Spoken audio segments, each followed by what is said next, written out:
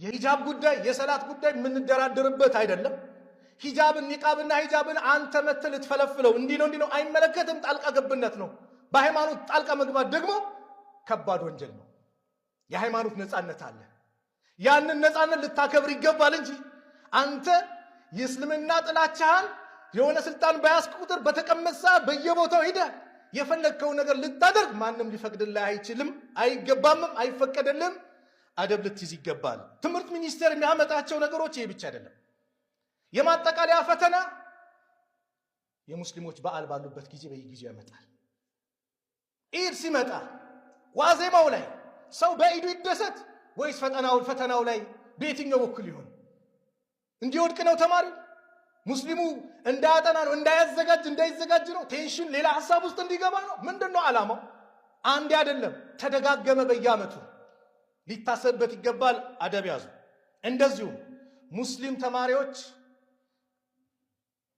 በእስልምናቸው ላይ የተሳሳተ አረዳድ እንዲረዱ በመማሪያ መጽሐፍ ላይ ከኢስላም ጋር የሚጻረሩ ነገሮችን በማሳተም ትምህርት ሚኒስቴር ለሙስሊም አጠቃላይ ለማህበረሰቡ በትኗል። ኢስላም ማይገለጽበትን እየገለጸ ማለት ነው። ይህንንም አደብ ልትይዝ ይገባል። እንደዚሁም እነዚህን የትምህርት እንትኖችን አባስቶ በተለያየ ቦታ በመበተንም ሙስሊሙ ላይ ችግር እየፈጠረ ነው።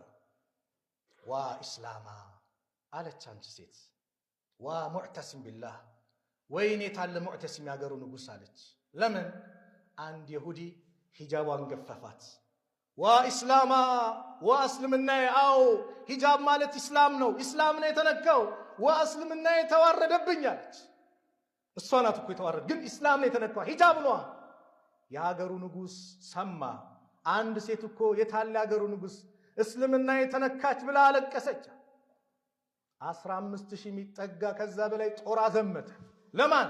ለዚች ግለሰብ ሲል። ተዋርዶ መጣ አካል።